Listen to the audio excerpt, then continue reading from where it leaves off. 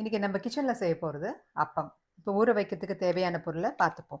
1 tumbler பச்சரிசி, 2 table spoon உளுந்து, 1/4 teaspoon வெந்தயம். இதெல்லாம் நல்லா வாஷ் பண்ணிவிட்டு 3 மணி நேரம் ஊற வச்சுருக்கேன். எந்த டம்ளரில் அரிசி எடுத்துருக்கணும் அதே டம்ளரில் 1 டம்ளர் வெல்லம் எடுத்திருக்கேன். வெல்லத்தை 1/4 டம்ளர் தண்ணி ஊற்றி நல்லா அடுப்பில் வச்சு கரைச்சிப்போம். வெல்லம் நல்லா கரைஞ்சா போதும். வெல்லம் நல்லா கரைஞ்சிடுச்சு.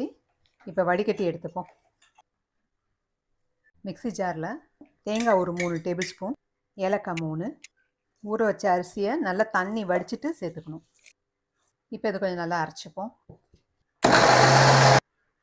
இந்த மாதிரி ட்ரையாக அரைச்சிக்கோங்க. இப்போ காய்ச்சி வச்ச வெள்ளை தண்ணியை கொஞ்சம் கொஞ்சமாக சேர்த்து அரைச்சிப்போம்.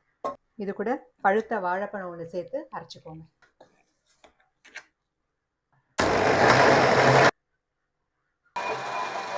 மாவு நல்லா நைஸாக அரைச்சாச்சு. இப்போ பாத்திரத்தில் ட்ரான்ஸ்ஃபர் பண்ணிப்போம். மாவு இந்த பதத்தில் இருக்கணும். இதில் 1 ஸ்பூன் நெய் விட்டு கலந்துக்கிறேன். நல்லா வாசனையாக இருக்கும். இப்போ வானலில் எண்ணெய் வச்சு நல்லா சூடாகட்டும். எண்ணெய் நல்லா காஞ்சிடுச்சு. Medium flame ஆக்கிக்கோங்க.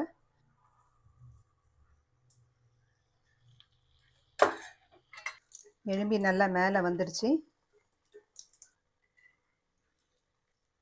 நல்லா மீடியம் ஃப்ளேமில் வச்சே செய்யுங்க, கொஞ்சம் நேரம் ஆகும். அவ்வளோதாங்க, சுவையான இனிப்பாப்பம் ரெடி ஆயிடுச்சு.